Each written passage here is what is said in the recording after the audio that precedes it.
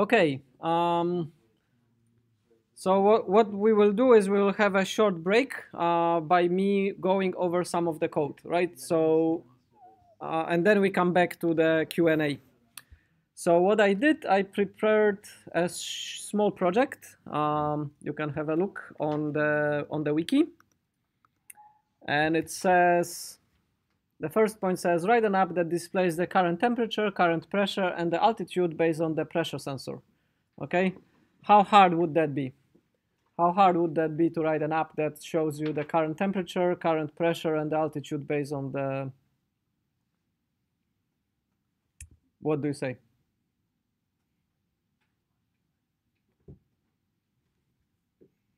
Yeah.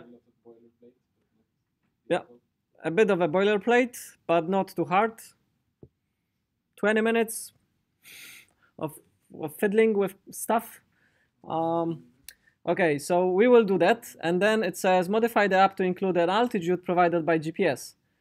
How much does the pressure-based and GPS-based altitude readings differ, right? So which will be more accurate? Will the GPS be more accurate or the pressure-based?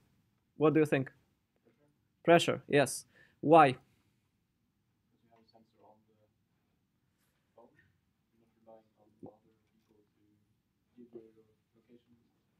Yeah, so you have three ways of getting the altitude if you're on Earth, okay?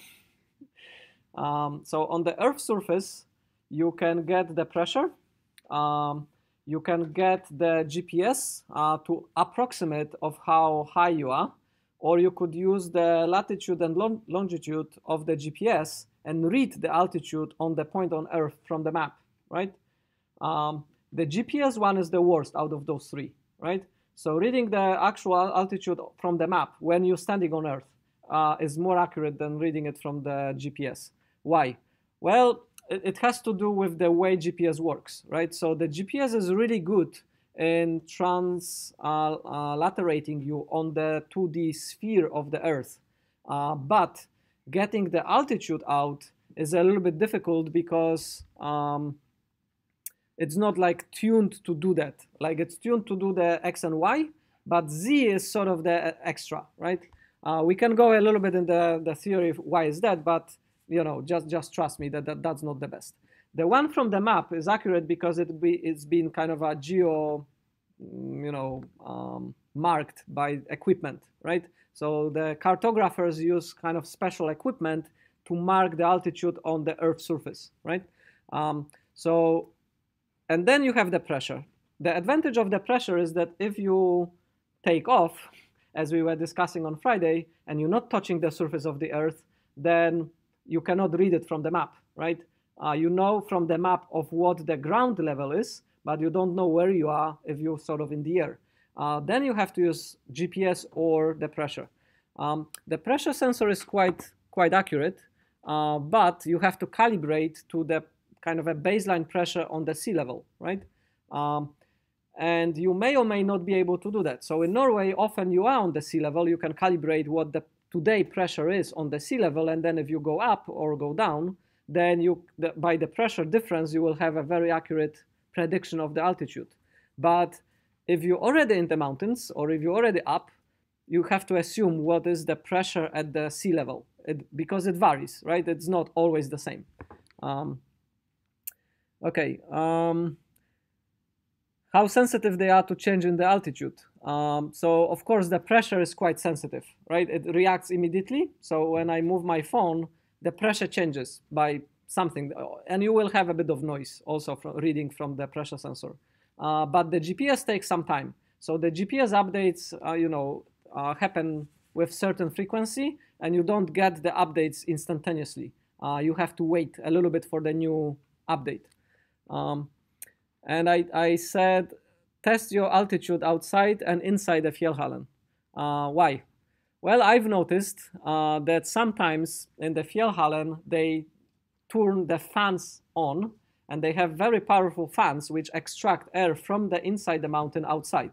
And because the inflow is much weaker than the outflow, they create kind of an underpressure, right? So the pressure inside the mountain is lower than it should be. outside. And sometimes you go outside and you check your altitude and it says 140 meters above the sea level. And you go inside and it says 1.9 kilometer. You're in the mountains. You're almost in 2,000 meters above the ground. It's like, really? And it's only because they sort of create sort of an under pressure inside the cave, which is kind of interesting effect. And you see the same in the airplane, right? So in the airplane, the cabin is pressurized to the altitude of about 2,000 meters, right? Because if the plane travels on 9,000 or 10,000 meters, then the pressure would be too low for you to breathe properly. You will have an altitude sickness. So they pressurize the cabin, but not to the sea level. They kind of pressurize it to about 2,000 meters. And you can check it. Once you're in the flight, you can check what is the relative altitude you are inside the cabin, what the pressure tells you, okay? So those are the 2 points, which probably we will finish today. The rest are a little bit more challenging. We will not finish today. So modify the app to store the change in air pressure in the local database. So you can run a task, async task, if it works, to store, let's say, once every hour or once every half an hour, a point, a pressure, right? And then you can do things with it. So you can tell some weather prediction with it, okay? So there are some rules of thumb, which are prepared by some smart German. Oh, yeah, actually have the link here already. So this is the graph of recording the pressure. The blue one is every hour, and the green one is every 3 hours. And you see there is some sort of cycle. The pressure goes up and down. This is like where they were. They were in northwest Germany, right? So this is kind of a northwest German latitude, and the pressure kind of varies. They have some sort of circadian rhythm. It's roughly about 12 hours, the rhythm, but you see it's sort of, even within an hour, it's kind of, every hour there is a bit of a, actually this is 24 hours. So this happens around, that cycle happens around, 8 hours, and then 8 o'clock you have that. So roughly speaking, you have a cycle every 12 hours, right? And you can kind of run some Fourier transforms and analyze it. And you can use some rules of thumb saying, okay, if within 3 hours the air pressure changes by, by more than 6 hectopascals, you're very likely to have a storm within the next 12 or 24 hours. And the wind will pick up and so on and so forth. If the pressure goes up, it's very likely that you have clear sunny weather, right? So you can use the data which you store on the phone to give you some sort of a prediction of the weather, right? So that's what I suggest doing in the in this point.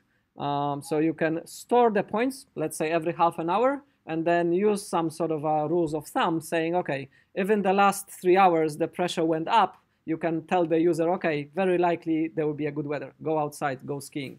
But if the pressure went down, say, okay, very likely the weather will turn to bad. It may rain or something. And you can use a charting library to do graphs like this, like the ones with the pressure. And then the last point is you could use the user feedback to tell if the app was telling the truth or not. So if the app was telling you it's going to rain in the next 12 hours, right? And it wasn't, you tell the app, yeah, you were wrong. And if it was right, you say you were right. And by doing that, you can adjust the thresholds. You can kind of adjust for Jovic what it is that actually works based on the pressure variation, how the prediction may work well, right?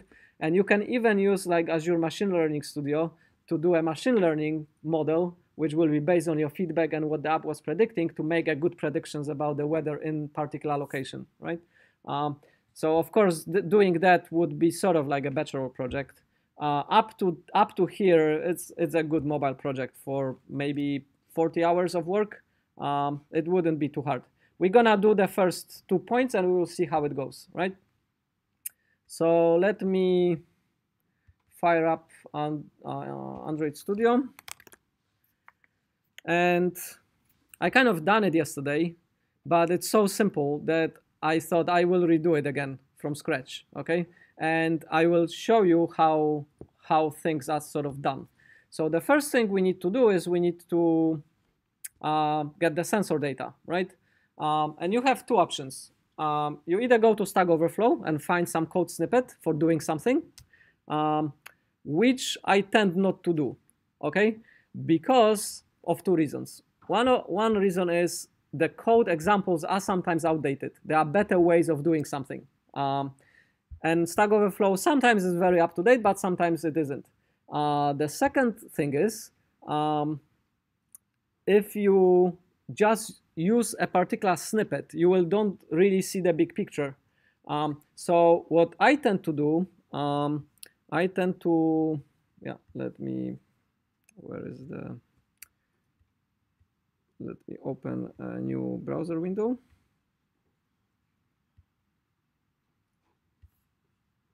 So I tend to do, if I need to do something new, I would search the developer's docs, right? So I would say to Google developer and ask a question about sensor Android. So I sometimes say minus Stack Overflow, so I don't want to see the Stack Overflow answers, right? So here I have Android developer sensors overview and so on and so forth. So position sensors, blah, blah, blah. So if I go to sensors overview, I will make it bigger. And it kind of gives me, okay, there are motion sensors, environmental sensors, position sensors, and so on and so forth. And it shows me some of the things that we need for our program. One of which is pressure, and the other one was temperature, right? So let's go to temperature.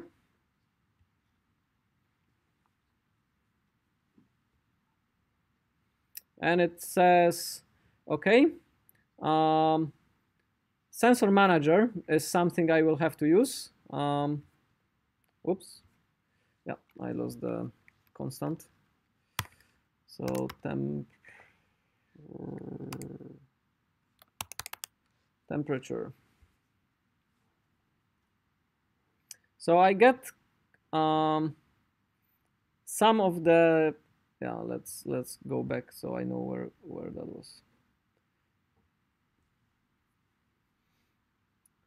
So I have a hardware sensor which is of the temperature type, and it allows me to check for temperature. And we see that since the API level 14, it has been renamed to ambient temperature, right? They've made an update, and instead of using type temperature, you have to say type ambient temperature if you're using version 14 or more. And if I go here, I see that I have to use something which is called sensor manager. So if I open that,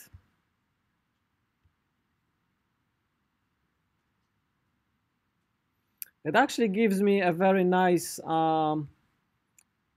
example of how to obtain a sensor manager and how to set up which sensor I want to access, and then how to register a listener, and then what to do when the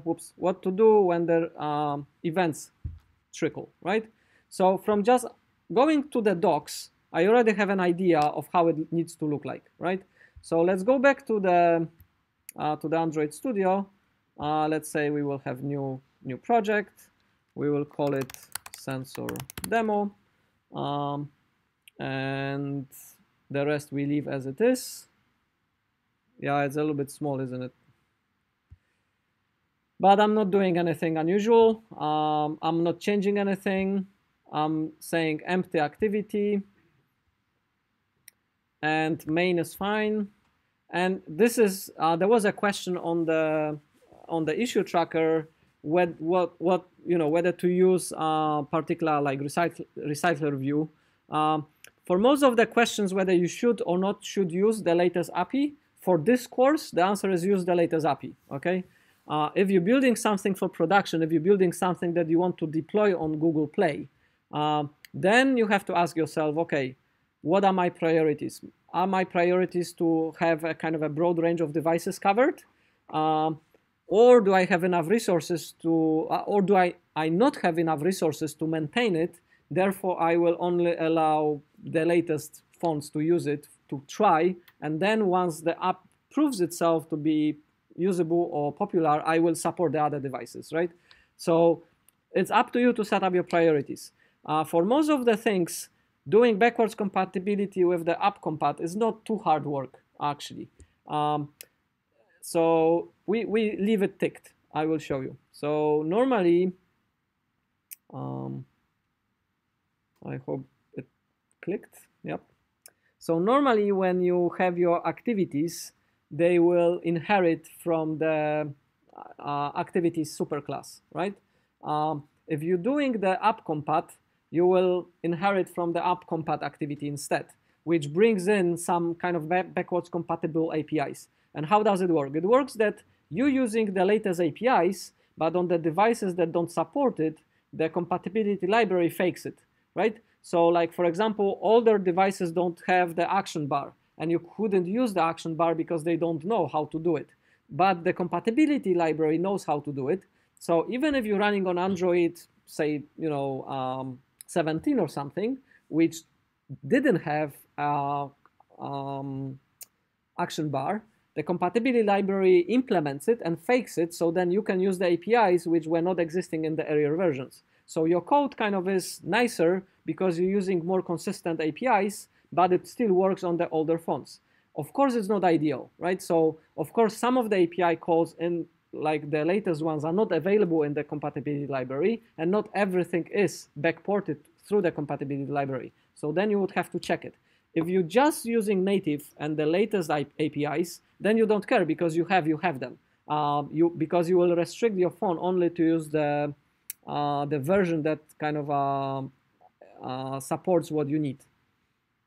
Does the system prevent you from using a mixed approach, like that you use the compatibility? Unfortunately not. Yeah. So if you make a mistake and you say inherit from activity in one of your classes, then you're screwed because all your hard work for backwards compatibility goes out of the window, right? And you will have either a runtime problem or hopefully a kind of a compile problems if you set your version too low, because it will say, look, this API doesn't have this call, right? Most of the exceptions, I mean, problems will be caught, but it doesn't prevent you doing that, unfortunately. How we were changing the fonts?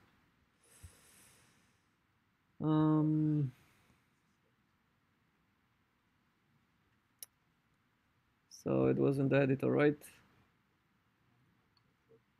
Where's the editor here? Why is my stuff so slow?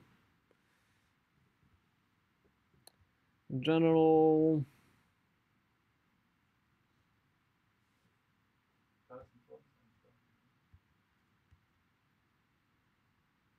Where is it? Colors and fonts one level down.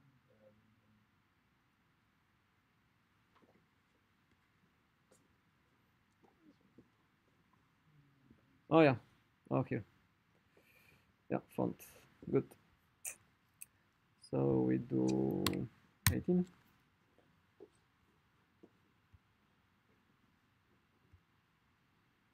Well, it's super slow. Is it big enough? No.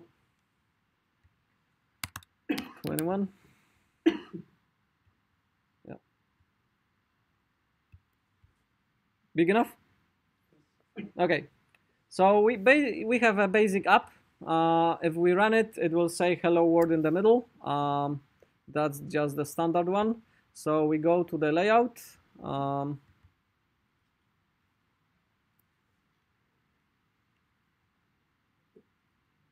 Yeah, it's probably because I'm streaming at the same time. You had the same problem. Okay, so what was the task? Let's rewind to the task again. Where is it?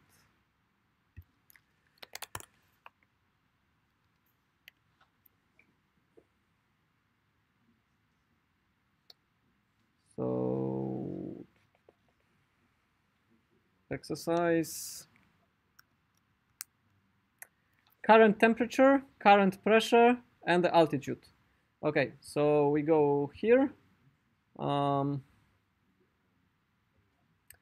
we have the hello world. So what we can do is we can, because I need to access the 3 text fields, right? I need an ID. It kind of generated just the label without the ID. I need an ID. So I will say Android ID equals, how is it?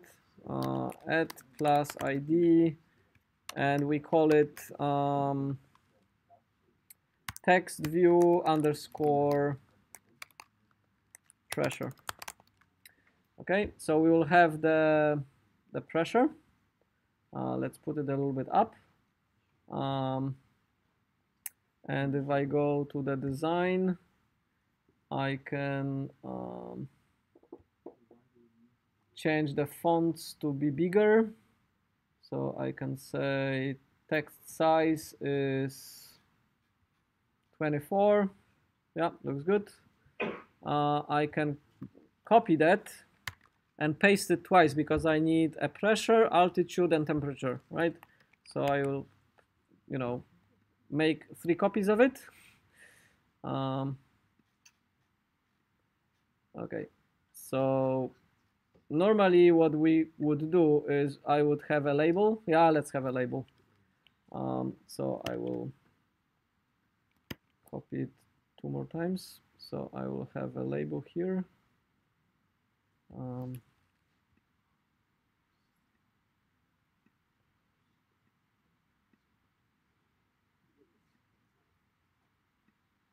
That's it. Yeah, good. So this will be my pressure. So let's say pressure. This will be the temperature, and this will be the altitude. So let's call it pressure altitude. We will need one more for the, so copy paste.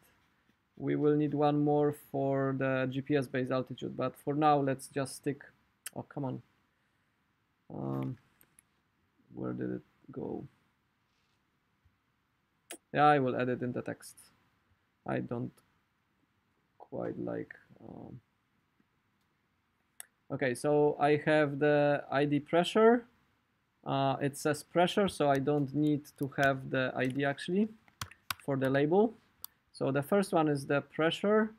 Then I have the temperature. I don't need the ID on the temperature neither. Then I have the altitude. So all those are just labels. And then I have the, so which one is this? It's the temperature. So we call this one the temperature. And this one is the pressure. So we call it TV pressure, TV temperature. And we're missing one of those, to be under here, right? So I just copy that. Copy that here, and I will call it altitude by pressure. And it is sort of sticking there. So I need to put it here. So this one is here, this one is this one, and this one is this one. So it's all good, right? We have 3 labels, which we just have text on, and we have 3 hello words, which we have the IDs, so I can wire it up with my code. So I will go to the code, and main activity, and we need to have access to the 3 things that we have to have access to.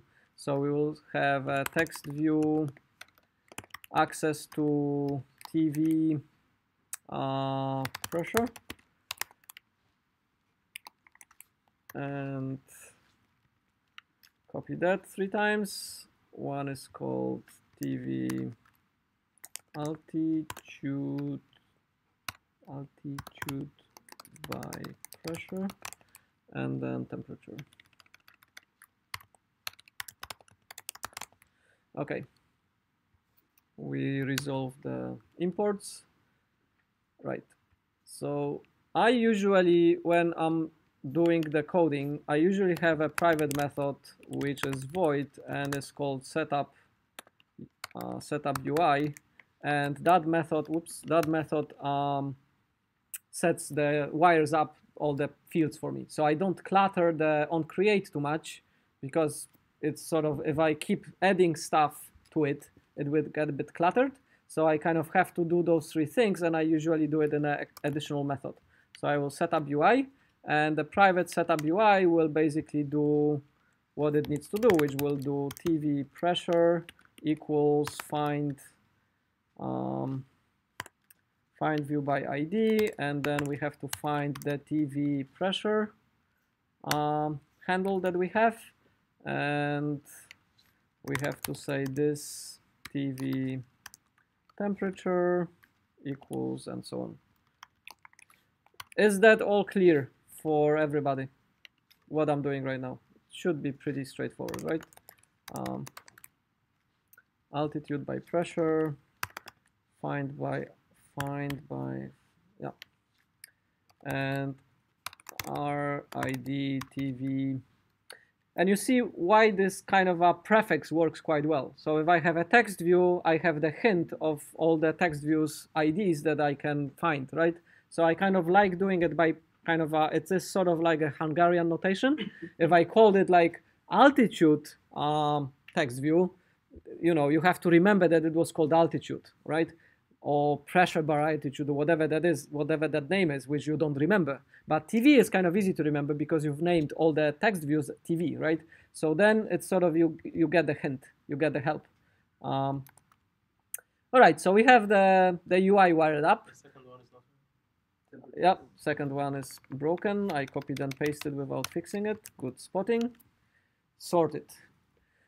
Right, so now, following similar paradigm, I will have a method called setup sensors, because, you know, again, I could just put it here, but it would clutter a little bit the onCreate, and it's, I mean, if it's trivial things, it's fine. So normally, if I'm doing trivial things, I would do it, and that's fine. But then you have to refactor it once it gets a bit cluttered. But let's refactor it already. So I'll have a private method called setup sensors, and in that method we will set up the gathering of the data. Okay, so now the app is actually quite simple, because all we need to do is display the current temperature, current pressure, and the altitude, right? The question is, should I do it once or should I do it multiple times? Okay. Should it be updating itself, right? So judging from the future requirements that we will have, I would say we do it multiple times because we want to keep historical data. We don't do it just once, right? To do it just once is a little bit different than doing it multiple times. So if you're doing it multiple times, you will have to have some callback. So if we look here, we see that you get the callback, but by registering something which is called sensor event listener. So sensor event listener is a callback which is called when the sensor event happens, and then you can do some behavior on top of it, right? And they've done it in such a way that they have this activity implementing the sensor event listener, right? And that's fine. We could do it this way. But in our app, I have to have temperature. I will have temperature events, and I have to do pressure, and I will have pressure events. And in the future, I will also have a GPS, and I will have a GPS events, right? So if I do everything through this mechanism, those methods will get a bit cluttered because I have to differentiate what behavior is based on the sensor, right? I will be dealing with 3 different sensors calling me with 3 different types of events, right? So I will have the temperature calling me with the sensor event, which is about the temperature. I will have the GPS calling me about the GPS events, and the pressure about the pressure. And this will get a bit complex, right? So even though I have the sensor on which gives me this event, and if we look into the sensor event, I cannot click on the code, but I can click here and I can show you that the sensor event also has the sensor field. So I can differentiate which sensor called me, right? So technically it would work, but you see, there is a public field sensor which is telling me which sensor called me with the sensor event, like which sensor generated that event, right? So if I were to use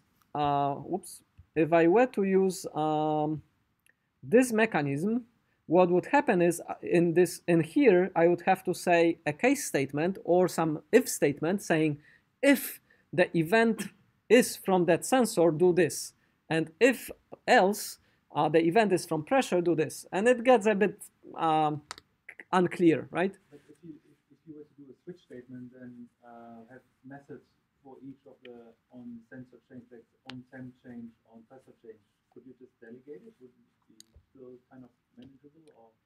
You could, yeah. So you could have methods which are kind of encapsulating the behavior, and the switch statement is your dispatch, right? But and it would work, and it's not as ugly as cluttering the code. But we, fortunately or unfortunately, dealing with an object-oriented language. How do you do switch in the object-oriented language? Well, there is a switch statement, obviously, and you can use it, but it's not paradigmatic in object-oriented language to use a switch statement on something that is better expressed as a type, right? So what we will do, we will not follow this methodology, but we will register a listener using kind of, we could use a lambda expression, or we could use, a class, depending how complex that is, again, right? So, we have to deal with the clutter somewhere. We can deal with the clutter here, use a dispatch, and then have behaviors per method. We can have a clutter here by registering kind of here we're registering this, but we can register sort of a anonymous inner class and deal with the complexity here. Or we can have actually implement an instance of the listener and then pass it here as a reference, right? And it's up to us to choose, right? So it is, all of those solutions will work. Some are a little bit more cluttered than others. In our particular case, because we're doing very simple things, it actually doesn't matter what we choose, right? So because here you have the example of this activity implementing the interface, I will do the other method in our code, okay? So what I will do, we have to get a reference to the sensor manager, right?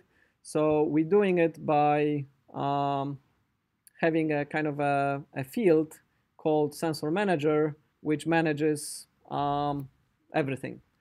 It's kind of a good handle to have. So let's do that. So let's have, by the way, all those guys can be private. So if they can be private, they should be private. You should always use the minimum required visibility, right? So here we have a private sensor manager, which we will call, we can call it sensor manager to be quite explicit. And in here we will say this m sensor manager equals, and it was, let's have a look, get system service, sensor service, right? We can effectively copy that. So now we have a handle to the manager, and the manager is our central point. The manager gives us the sensors, and the manager gives us, great. and the manager gives us the ability to register listeners for those sensors, right?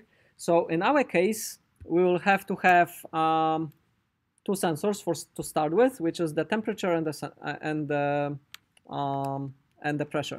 So let's have a reference. So we'll have a sensor, which is our temperature sensor. Let's again use the Hungarian notation, because I will remember sensor. I will not remember how I call it. So temperature and private sensor sensor, which will be the pressure. Okay, we will resolve the imports, and from so this sensor, not manager, pressure, we have to say this sensor manager get default sensor, and we have to specify sensor manager, and we have to find type. Nope. Pressure. Yeah, let's see how they are doing it. They say type, and it's not in sensor manager, it's in sensor, right? So sensor manager doesn't know about sensor types. It's the sensor class which knows about sensor types. So we have to find type, and we have to find pressure. So there is heartbeat, heart rate, magnetic proximity pressure, number 6. Great. So here we have the sensor reference to the pressure sensor, and here we have the one more for temperature. And as you see, it's deprecated. We should use ambient. Well, let's use ambient then.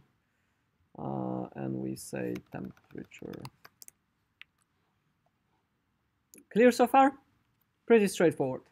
Okay, we've set up the manager and two sensors. So what do we need to do now? Well, we need to set up what to do when the sensor events will come, right? And you do this by registering sensor manager. You will say register listener, and it takes okay, which we're gonna use. We will have to say what to do. So let's get the hint again. So I don't know whether it's not too small, but it says the first parameter is the listener, the second parameter is the sensor, and the third parameter is how quickly you want the updates, right? So how often do you want to read the events, right? So the first one is the listener, the second one is the sensor, the sampling. So let's do the first one, we skip for a moment. The second one, we want, the pressure. So we'll say pressure sensor, and then the updates. So with the sensor manager, we have some constants. Yeah, it already picked the fastest, right? What we can see is we can see what are the delays. So we can have the delay normal, delay user interface, delay game, or delay fastest, right? So you have some constants which define how quickly the events will be generated. The fastest one is the fastest. The second fastest is the game. The slower than the game is UI, and then the slowest is normal, okay?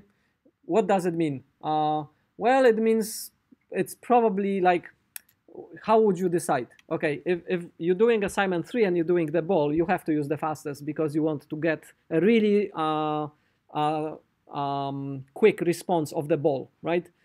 For us, because it's an app that it's not super relevant, that the timing, we could use normal or the UI. It will be fine.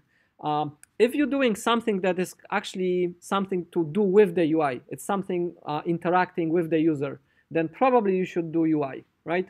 But in our case, we will be fine with the normal updates. So we will do normal. So now that's the decision we were to make here. How many of you are familiar with anonymous inner classes? And who is not familiar with anonymous inner classes? Okay, so there are two ways of doing that. Okay, one way is that I will go here. I will have, there is a class called what we are doing now. We're doing the pressure. So there is a class called the pressure listener that implements sensor event listener. Okay. And this class needs to implement something. So that's where the red line comes, because I haven't implemented properly the sensor event. So I have to have implement methods, right? So I go here. Come on. And it says, okay, if you are a sensor event listener, you have to implement two methods. Sensor changed and accuracy changed. Okay, I will implement both. Okay, so now I have a class which implements the sensor listener, and it has some behavior for the sensor changed, so for the events, and for the accuracy to change. So here I can say new pressure listener and pass it as my listener, right? And that's a normal class, which I have a body here, and that's the normal instance. It's basically exactly the same as having and as saying here, I have a pressure listener, listener L, which is a new pressure listener, and then passing L to here. Make sense? Okay, so what we to do when we get the event? Well, let's have a look. So I mean, we don't really have to have a look, because if I tell you every sensor event has a field which is an array of 3 floats, okay? What would you expect a pressure sensor to give you? You would expect the pressure sensor to give you a pressure in the first float, right? So if I say, okay, I will have a float pressure, which is event, and then in the event you see, there is this array of 3 things, 3 floats. So values, and the first one will be the pressure that we want, right? We can guess it. We probably should not guess. We probably should go and check the docs, but let's trust that it will work, right? So I have a float, which is the pressure. I usually, for things that don't change, I say final and at the beginning. And then for the TV pressure, we will say set text, and we will set it to, we will set it to that, come on, to that pressure, right? So what this code will do, every time we get the new event, which is the change in pressure, we will read the new pressure, and we will set the text of our UI to that value, right? Simple? Simple. I usually say final here as well, so I never overwrite the event. Okay, we done. So for the pressure, we done, right? Let's run it. Let's see if it actually works before we move on to temperature. So it will boot. Yep. Very good point. So if it blows up, we know we did something wrong, right? So normally for accessing sensors, you have to get a user permission. It just happens that with the pressure, you don't need to ask a user for permission to use that sensor. So all the apps are granted the permission to read sensor pressure from the phone. When we were doing the GPS, we would have to deal with it. If we were to deal with temperature, we don't need to do that. And with the accelerometer, we don't need to do that neither. So there are sensors which are always available to the app, and there are sensors that are sort of, you have to ask the user for permission. In our simple case, it's a trivial sensor, and we don't have to ask for the permission, luckily. So it's running. While it's kind of running, I will go here and I will show you. I don't know how to make this bigger. Let's see. No, I cannot make it bigger. I don't know how to make it bigger, but if you yeah, anyway, it's probably somewhat visible, isn't it? Yeah, exactly. So oh, come on, why it's not moving? Because I have a pop-up. Okay, so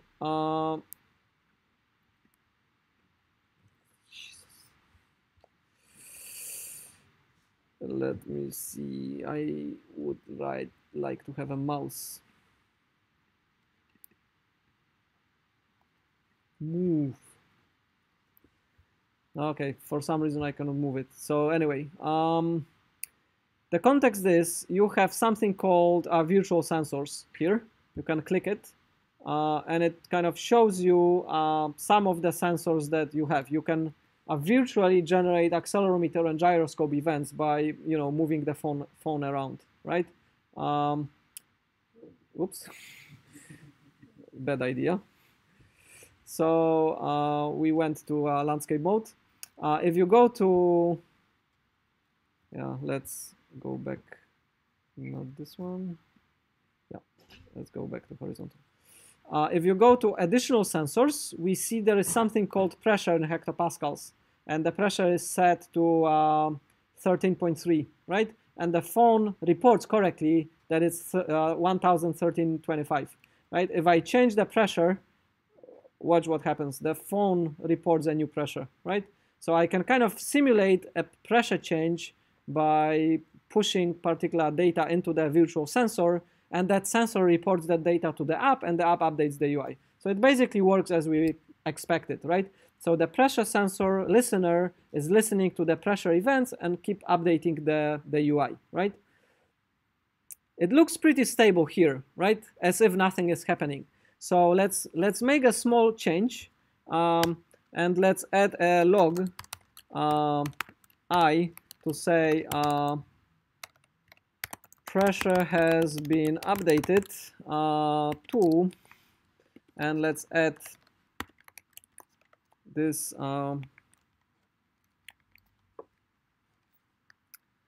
let's add this pressure update to here. Okay, and we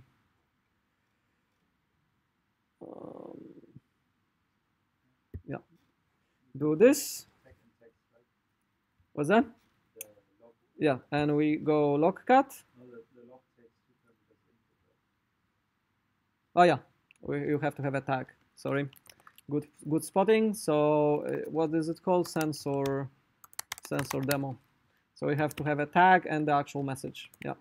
So we do that. We redeploy because it was not actually correct. So it didn't rebuild. We go to the app. We go to the log cut. And as we see, it is pretty quick.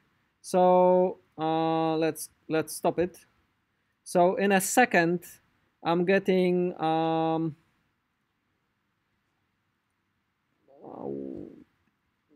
so in 1 second, with the normal updates, I'm getting yay amount of updates. I will not count it, but it's, I don't know, 15. So let's say 15 per second, right? So even though we said, okay, we want a normal updates, we're getting about 15 per second, yeah? I was just wondering, so it's not reporting change, just the current state in the schedule time. Exactly, yes. It is kind of useless, you would say, right? Yes, because if it's not changing like this, then it's generating those events anyway. Exactly. So because of that, there is a little bit of extra work you have to do, right? If we leave the code as it is, it will work and it's fine, but it's a little bit wasteful because those 15 times per second, we are updating something that doesn't need to be updated, right? I mean, in our case, it's not a big deal. We're just setting one text view, right? So, in normal circumstances, First of all, never debug things like this in production, right? Because it really slows down everything. So make sure you delete all the debug stuff. In this particular case, I would leave it, right?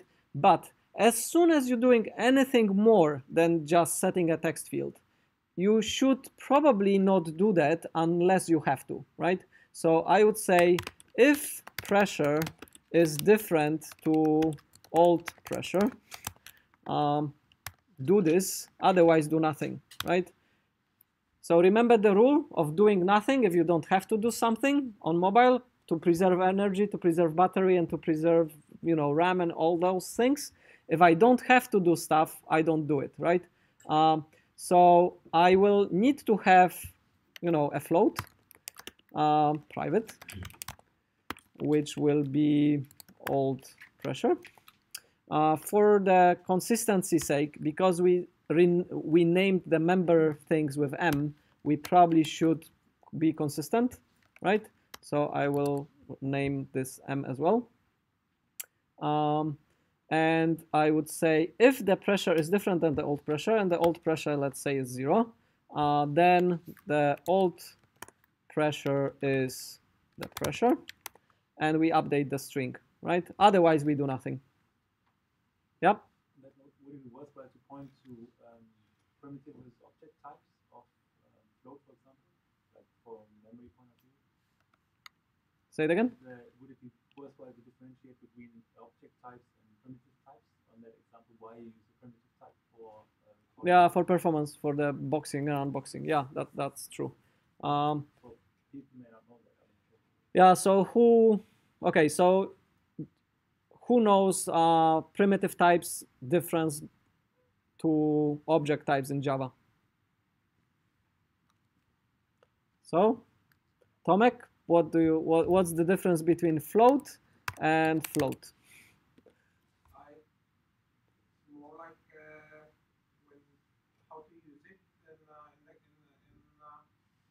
primitive types don't extend from the object, so they cannot be used in kind of the cast, for example, and other ways that if you need an object or something that inherits from object in a method, then you need to use those object types. Yeah. And yeah. So I don't know how they are implemented in the machine code difference, but those primitive types that does not inherit from the object. Yeah. So let's have an array list. So let's have an array list L or A, which is a new array list, and we will say it's an array list of integers.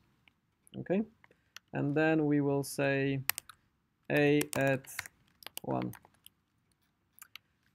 A at new integer 1, and int I equals 1, and A at I. Okay, it's a container. By the way, normally when we do that, we don't specify on the left-hand side the implementation details. So it's a little bit better if we just say it's a list, because in the future we may change it to some different list type. Then it's not array list, and then we would have to modify everything. But now it allows us to sort of substitute the implementation, but the contract is the same, right? So it's better to keep the left-hand side kind of as generic as possible. So we have an array list, and the list takes integers as objects. It cannot really take 1 in it, right? So normally you would do this. It cannot really do those 2 lines. The primitive type is something which is not an object, and array list stores objects. It's a container which stores objects. They are of type integer, but a primitive int, primitive 1, is not an object. And in the virtual machine, they are implemented as primitive types. They basically represent a kind of a unit of storage, which is a primitive type, which is different to the unit of storage, which is an object instance, right? Yeah?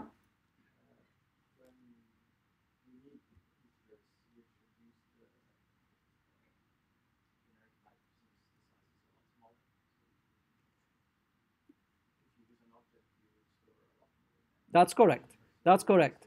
So, but in array list, I cannot store primitive types. I can store primitive types in an array. So I can say I have a B array, which is you know, an integer array, and B of 0 is 1, and B of 1 is I, right? And that will work fine. It says, well, you probably have not initialized B, which is true. So let's say B is 10. Well, it doesn't like it. So let's initialize it. It's a new int. Yeah.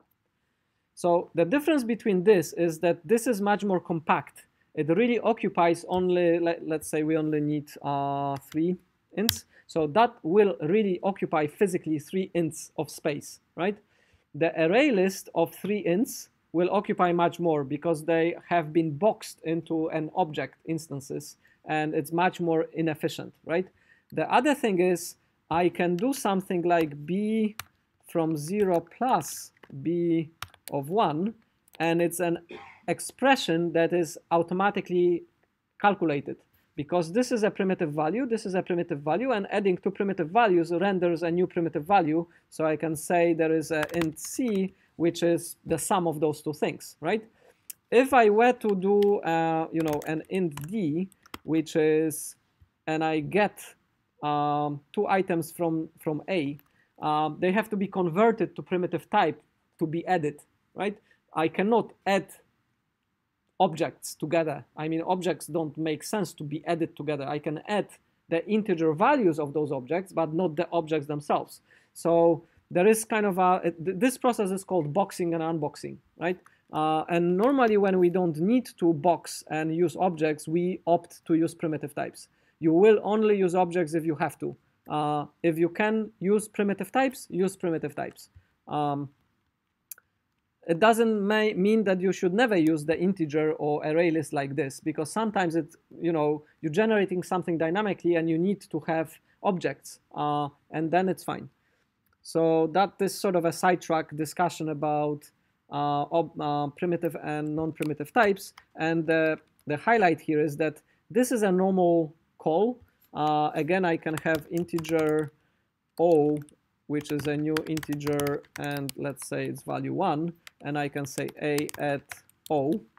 It's perfectly fine as well. And then this is a syntactic sugar, okay? What this is equivalent to, what happens behind the scenes, is that this 1 gets converted to new integer 1, because I cannot add a primitive value. And it's the same here. So my I is 1, and it is a primitive value, and this I gets converted to basically to new integer I, right? It's wrapped around the object structure to be able to be added to the array list. Here, no wrapping, no boxing, no unboxing, right? So this is costly. It slows things down. If you need to do arithmetics, if you need to do calculations, never do this. Always do primitive types and arrays. So with the with the sensor, you see that the event values is the array of 3 floats. Floats being small f, not capital F, right? Because we don't need to deal with objects here. From a programmer, from a safety point of view, it's also that primitive types will never be null. That's true, yeah. So this you can often have if you have the object types, right? That's correct, yeah. So even if I don't initialize it to 0, by default, it is initialized to 0. It can never be null, and it will kind of work fine. It will not even complain that mold pressure is not initialized because actually it is initialized to 0, right? So I should not say something that has already happened. One more extra thing. You've noticed that here I'm religiously prefixing all my member fields with this, right? Why do I do it? Well, again, it's a personal style. It helps me to see immediately that those are member things for this instance because they are this, right? If I have something else, if I have something, you know, like L, like somewhere later, if I use L, you know, whoops, I immediately see L is not a member thing because it's, you know, it doesn't have this here, right? Secondary, there is this M, as again is a mechanism to indicate that those are member variables or member methods or whatever that is, right? But I like this because it's coloring. The IDE colors it for me, right? So I immediately see if I have, you know, L dot something, it's blue, and this is orange. So I immediately see, okay, those are member things, right? So it gives me extra thing, extra indication. Okay, so if I'm so religious, why I cannot say this here? Yeah? Does this represent pressure listener object? Exactly. This here doesn't refer to the this of the outer class. It refers to this of the pressure listeners instance. And that's why it became red. It's like, no, you know, pressure listener doesn't have TV pressure, member field, right? It doesn't make sense. So here we have to, but I can still access it from the parent, right? Because it is an inner class, I can access the member fields of the parent class, but I cannot do this. Well, there is a mechanism to do this. It's a little bit cumbersome. I can say main activity this, right? And that would be very, you know, paradigmatic way of usage of this, because it says this member field is of the instance of the main activity, which is the parent of this class, right? So sometimes you have to do that because you may name something the same way. If I have, you know, a TV pressure here and TV pressure there, I have to say which one I want to reference, and then sometimes you have to do this, right? Sometimes I do this as well. Is this code more readable than this code? Well, it is kind of more readable because it's more verbose. Oh, oops, sorry. It tells you, okay, the TV pressure is an instance of this of the parent, right? It is very verbose. But, you know, complexity-wise, and because our code is pretty simple, that will do as well, right? That's fine. That was a question? Super is only for inheritance. And super is only for methods. It's not for fields. Yeah.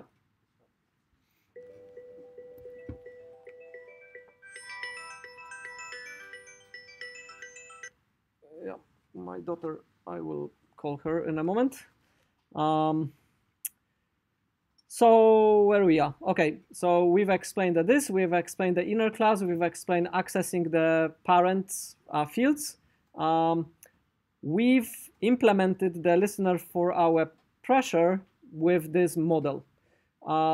We will implement the second one with the inner anonymous inner class. Okay. So I will say I have sensor manager register something for the temperature with also the normal updates. And now in here I have to have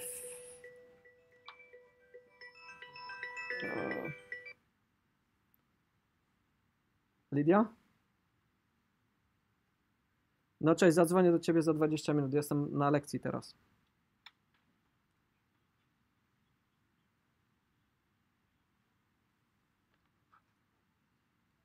Zadzwonię do ciebie za 20 minut, bo mam lekcję teraz. Pa. Okay, so here we need to have an instance of a listener, of event listener, right? So basically we need a new event, sensor event listener. We need one of those, one of these guys. And in IDE, if I said I need a new sensor event listener, it knew okay, if you need one, you basically have to implement those two methods, because otherwise you cannot have an instance of that new type, Because if you want, this is an interface, and to have an instance of that interface, I have to implement those two methods, right? So in this line of code, I can say new type which I need, and then if I want or have to implement some of the methods, I have to implement it in the curly braces which follow, right? And then this curly brace finishes here, and then I have a comma and the rest of the parameters. So it kind of fits instead of this L here, right? This block of code fits in here. And what we're gonna do with the, again, I'm a little bit religious about using final, so I will do final here. What are we gonna do with the temperature? Well, you know, again, what do you expect? You expect a float. You expect the final float to be a temperature, to be the event values 0 again, and we expect TV temperature set text. Whoops.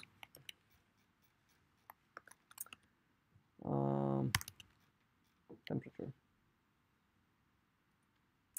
Should it work? Huh? Yeah, I'm not gonna change it. It basically means the temperature variable is immutable. I will not change it later in the method. In this context, again, it makes no difference because it's so short. It's like 2 lines of code. But in longer methods, if you have, here we don't really have long methods, but it kind of prevents you to override a particular variable. It makes it sort of immutable. I'm a little bit religious about it, and I believe Java should do it the opposite. Like if I say float temperature, by default it should be immutable. And if I want to mutate it later in the method, I should say it like mutable or something, right? I should say mutable to indicate that this variable will be changed later. By default, it should be immutable. And in fact, in Kotlin, if you were to use Kotlin, the default is that the variables are immutable. If you want mutability, you have to say they will be mutated later, right? Why? Well, it kind of prevents bad programming patterns. You should not mutate what you should not mutate, right? And yeah, but it's a little bit of a style. The code will work without the final, and the code will work without final here as well. I'm just telling the compiler to tell me if I'm doing something which I should not be doing. So for example, if I try to say event equals new, I don't know, equals null, right? The compiler will tell me, no, you know, you said you're not gonna touch event, right? Same with the temperature. If I say temperature equals 0, the compiler will tell me, no, look, you're supposed not to touch the temperature, right? So the compiler for the longer methods tells me if I'm doing something which I'm not supposed to do. Okay, so, okay, let's run it. Let's see if we have it working.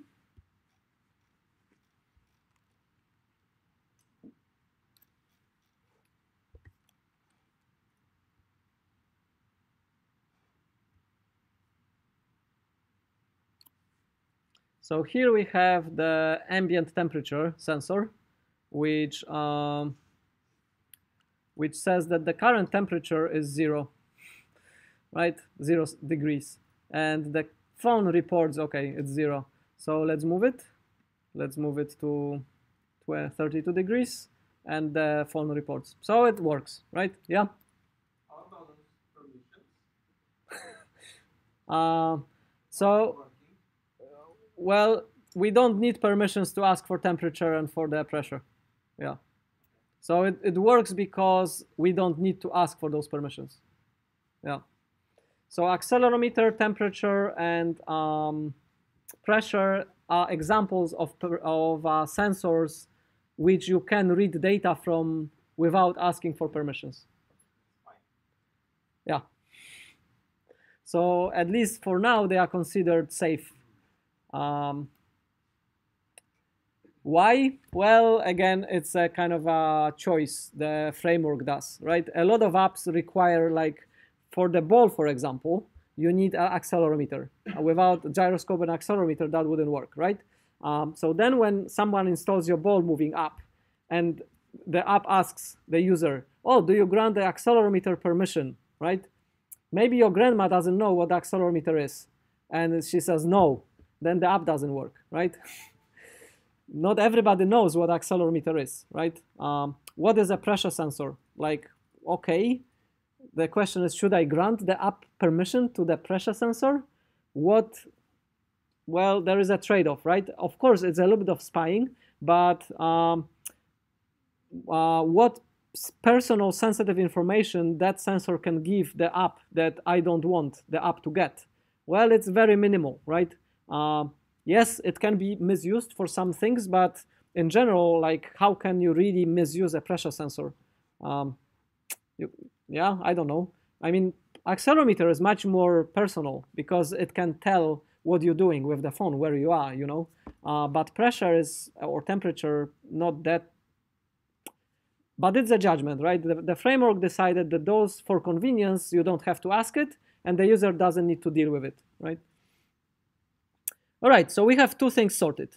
So, you know, we have to finish the hello world, the final one. So let's go back to the task. So the task says altitude based on the pressure sensor. Whoa, how can we do that, right? You can Google it. You can say calculate altitude based on pressure. And yeah, let's pick the first one. There is a calculator which says with that particular temperature, with particular pressure, you know, if we say we are at 1013, we should be around sea level. So it says, what? Oh yeah, because it's with extra 2 decimal points. Okay, so we are at 2 meters above the sea level, right? Because it assumes the sea level pressure is whatever, right? And there will be a formula which you can find of how to do it, and you can sort of write a complex formula and so on. But I know there is a shortcut, and the shortcut is so every time we get a new. Oh, by the way, we've done one of the sensors using the inner class. This one, anonymous inner class, and one it's called anonymous because it doesn't have a name. Well, like, we actually generated a new type here. We have a new type with our implementation, which doesn't have a name, because you see here we have a new type which is the sensor event listener interface, but it's called pressure listener because it has particular behavior and particular type. Okay, it's a class pressure listener. We did the same here, but we don't have a new name, right? The name will be generated by the Java VM, but we don't see it. We don't actually see the name. So that's why it's called anonymous inner class. This one is called inner class because it's a class inside another class. So we've done one with the anonymous inner class and the other one with the inner class. You probably should be consistent, right? If you're using inner classes, you should do both with inner classes. If you're doing anonymous inner classes, you should probably do both. But you would see that if we did both inner classes here, this method, this setup sensors, would become a bit cluttered, right? So in the future, I would probably refactor this inner class into its own type, named type here, and I would sort of separate it. It's a little bit more boilerplate, but it sort of is easier to maintain, right? Okay, so with the pressure, when the pressure changes, we want to update the altitude by pressure. So we have to say set text. We need to update that last field. And it happened that this altitude by pressure is a common problem. So Android Sensor Manager, if you go to Sensor Manager and say dot, you can see that it has a couple of methods. And the first one which pops up is get altitude. And it takes some floats. Okay, so it's kind of, yeah, it's interesting. It has a get altitude method. Let's check it out. So let's go again here, and instead of asking for calculate altitude based on pressure, let's say Android get altitude. Okay. Well, we have to be more specific. We have to say sensor manager get altitude. Sensor manager. There is a Stack Overflow answer, which was the second one. But if you go to the source, you probably get a little bit of a better answer. So get altitude. Computes the altitude in meters from the atmospheric pressure and pressure at the sea level. Okay. First parameter, pressure at the sea level. Second parameter, atmospheric pressure. Great. So if we go back to our code, we have to say manager get altitude. And the first one needs to be the pressure at the sea level. And the second one is our current pressure, right? So we say pressure. That's great. What should we use here? Well, yeah, that's a bit of an issue, right? So what we can use is the default average pressure at the sea level, which is 1013 hectopascals. We could even be more specific, but it's still a little bit yeah, it's why doesn't, yeah, because it returns a float, right? So I basically have to do, I have to convert it to a string. So normally what you should do here is you should contact some sort of a met service, yr.no or something, and kind of get the pressure at the sea level, right? So you could contact the web service and for now, for today, check at this location what is the sea level pressure, right? Or for Norway. And that would give you this kind of a baseline. And then from the baseline, you can calculate more accurately the altitude you are at, right? What else can you do? You can have a user to press calibrate a button, and if you know you are at the sea level, you can calibrate your app and record the pressure at the sea level, right? So if you're on the beach, you just press a button and say, I'm on the beach right now, that's the pressure at the sea level, and store it. What else can you do? If you know your known altitude, you can kind of recalibrate the calculation based on the known altitude that you've calibrated the app with. There are different ways. But for now, let's use the simplest, that we kind of approximate your altitude based on the default air pressure at the sea level. Okay, let's rerun it. And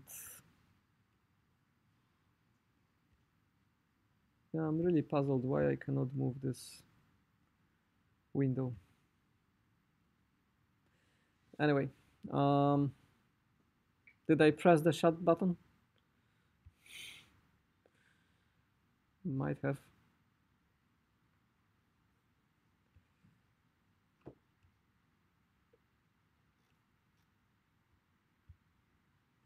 Oh, come on.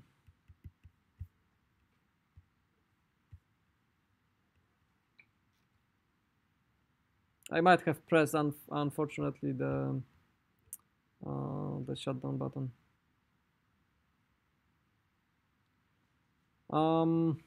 Right, so we have basically covered the first point. It took us, yeah, it took us an hour, but there was a lot of talking, a lot of discussing as well. So in normal circumstances, it would probably take you about 20 minutes. What do you do with this? Well, this is an event which changes the accuracy, right? So for our use cases, we don't care about the accuracy of the pressure or the temperature sensor for now. And it's not that relevant, and it will not really change. I mean, your pressure sensor is, the accuracy of your pressure sensor and your temperature sensor is sort of static. The accuracy of your GPS, however, depends highly on the visibility of the satellites, and it fluctuates, right? So you get an accuracy which is, widely different. You may get accuracy up to 3 meters, and sometimes 100 meters. If you only see 2 satellites or something, you don't get a correct GPS readings, right? So those events will be giving you hints of what is actually happening with the GPS, and you have to handle it. For the pressure and temperature, those are, you can kind of ignore it. Okay, let's rerun it. So what else? If we go back here, the second one, modify the app to include the altitude. So we kind of ran out of time to include the GPS, but it's pretty much very similar, right? The location sensors are done in a very similar fashion. Oh, come on.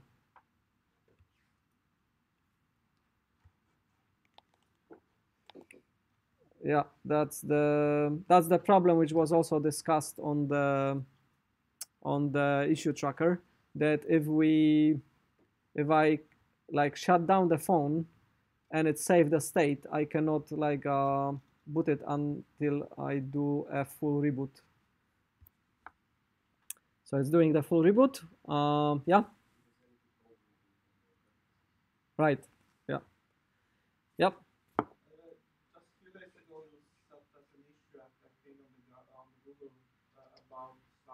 Permission file that it's read only. I see. So it's probably still open. Okay. I haven't tried it, but I have. But it couldn't reboot also because of some permission to the file. I see. Yeah. So I don't know how many they are working. I haven't watched it closely for today. Yeah, but I have been affected by those issues as well. So while it is sort of trying to boot it, I will sort of sketch you how the GPS would work. Instead of sensor manager, you would use location manager, right? So instead of GPS being a sensor, you're actually dealing with location, and there is a location manager, which is almost kind of the same as the sensor manager. And then you would use the location manager to register a listener for the updates of the location events. So the conceptual model is exactly the same. It's just that the API is a little bit different. So if you go here, where we had the original sensors overview, you've seen here that you have the motion sensors, environmental sensors, and position sensors, and those kind of position sensors are kind of managed by the location manager. So if I sort of search location, there is a location provider. Yeah, there is a location manager.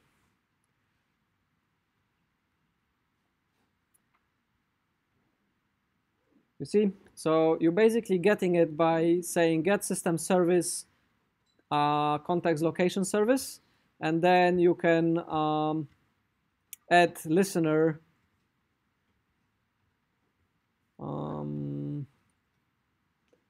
add GPS status listener, and you can add proximity alerts.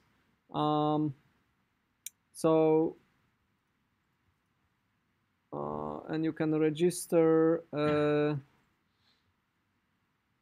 GPS status, and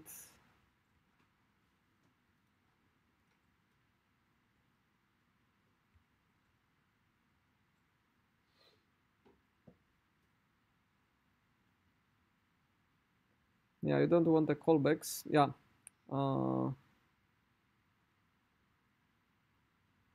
So they kind of renamed things from GPS to GNSS.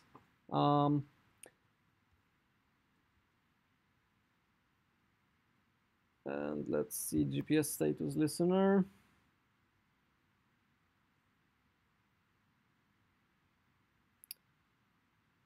Yeah, so this is only for the status. So when the user disables, enables, or changes the kind of status of the GPS itself, And for the location, yeah, I don't remember.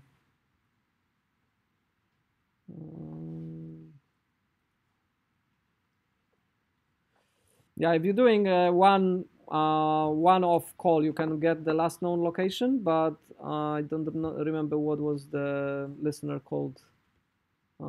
Yeah, but we can find it by listening for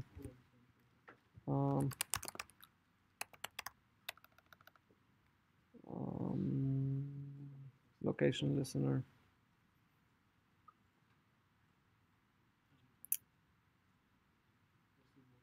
Yeah, so it's so on the location manager you call request location updates. So the API is yeah, request location updates, and you say the constraints. So you can call it with the how often do you want the updates? What's the minimal radius? So if the user is within the same radius, then the update will not come. So you're constraining the updates not by frequency only. You can do it by frequency, but you can also do it by the distance, by the radius of how much the user moved. So you may say, if the movement is less than 4 meters, don't tell me about, right? Only every 4 meters or something. And then you register your listener. And instead of sensor event listener, you're using location listener. And again, location listener is something that will give you the location event, update event. And it has the location in it, right? So if you then extract the location, then you will have, what you expect. You will have the latitude, longitude, distance to bearing. Yeah, you have altitude. So what do to get the GPS altitude going now, what we need to do is we have to say get system service, the location service into the manager, the location manager. In the location manager, you have to say request location updates with the listener. In the listener, again, either inner class or anonymous inner class, we will say, give me the location and then get me the altitude of that from the event. And then you can display the GPS-based altitude. The difference in the UI is that, as here we get the updates immediately when we manipulate the sensors. So if I go again, virtual sensors, and I change the pressure. So watch, if I'm changing the pressure, it says we're climbing higher and higher, right? It kind of, based on the pressure drop, it approximates of how high we are to have a particular pressure. So now it says we are at 560 meters above the sea level because the pressure dropped to 947. With the GPS, if you add the extra thing here, the events are kind of a bit asynchronous because the GPS updates take time and they kind of happen. So in here, you wouldn't get the GPS. I mean, yeah, of course, we can fake the location by feeding some GPS coordinates here and feeding the altitude. So here, the updates will be, as soon as you press send, the update will happen on the phone. But in the real world, the updates are a little bit more asynchronous, right? Those 3 calculations kind of happens instantaneously. You've seen they are happening 15 times per second. The GPS, well, it happens once every 30 seconds or so. It's kind of a more time constraint. Yeah. Then you can use GPS to recalibrate the base pressure on the IEUR. You could. Then you can go from it as a base point. Exactly. So that would be kind of a good baseline, right? You could use the GPS altitude as reported and kind of calibrate the rest, and the rest be based on the pressure. In some apps, like for hiking apps, for example, you climbed a summit, and the summit is 1,450 meters, right? So if you know that, you can take the app and just type it. You say, I am right now on 1,450 meters, calibrated. And then the rest of the pressure up and down will be based on that altitude, right?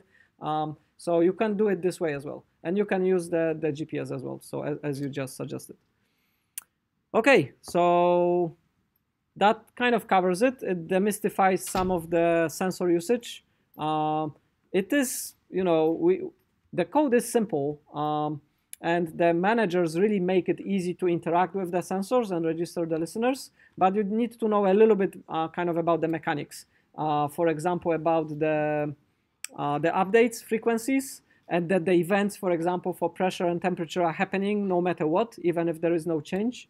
In the GPS, you can control it. You can say, I'm only interested if the user moved 50 meters or more. Don't update me all the time, right? And then the events will be very sparse, but you have more control over that. With the hardware sensors, or as they call it, environmental sensors, that's not the case. They keep updating you all the time, and that's why you normally should try to do nothing, right? So that's what we did here with the trick of remembering the last value, and if it hasn't changed, we just do nothing, right? It would be good if there was some sort of a flag. Maybe there is, but I doubt it. No, there is no flag telling me that the value has not changed, right? Yeah, I get. Oh yeah, one final thing. So let's say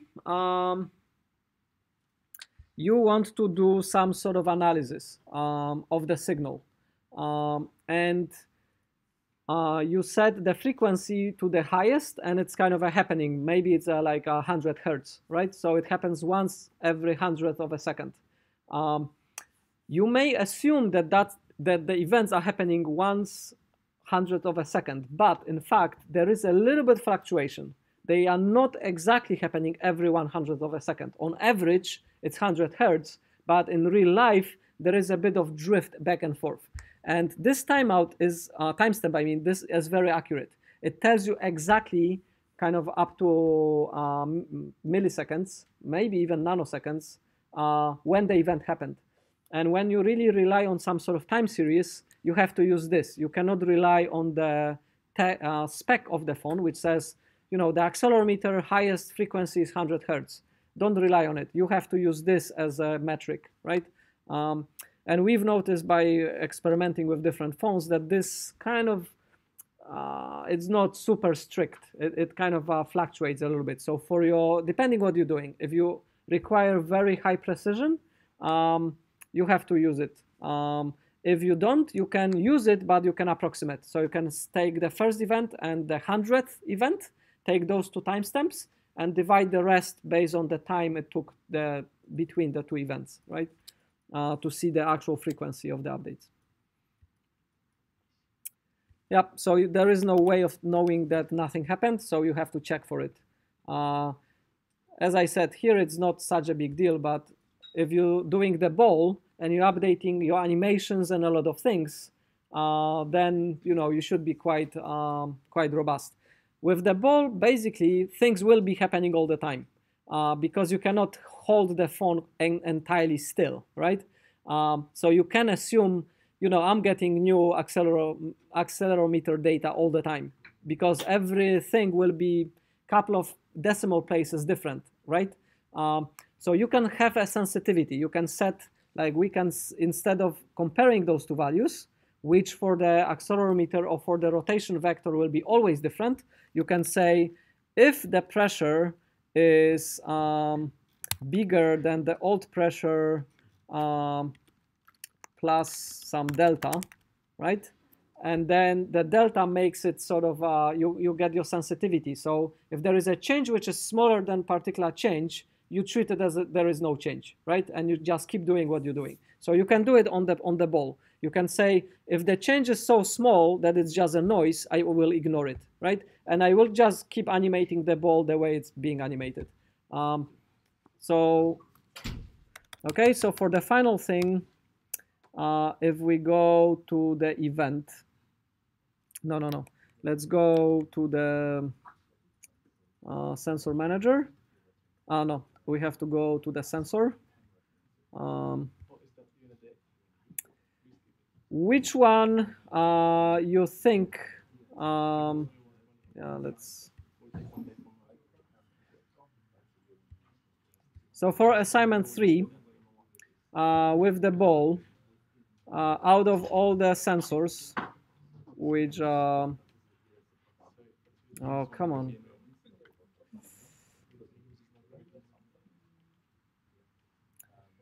Should you use the gravity? Should you use the gyroscope? Well, should you use the orientation? Well, there is something which is called rotation vector. And there is something which is called, there is another one. So one is using the magnetic field and orients the phone towards the north and gives you the rotation vector based on the north kind of direction, right? And the other one is relative to the starting position. You can pick one or the other, and those will give you the roll and the pitch and the rotation vector based on the 3 axes you have, right? You can assume that the z is stable, and then the y and x you are rotating around. So you will get a pitch and roll, and you can take those 2 values to sort of roll the ball in particular direction, x and y directions, and you will have to calibrate it a little bit. So the best is to use the rotation vector, discard the z. So the z is sort of irrelevant for you if the phone is really leveled or not, but the other 2 you can use, right?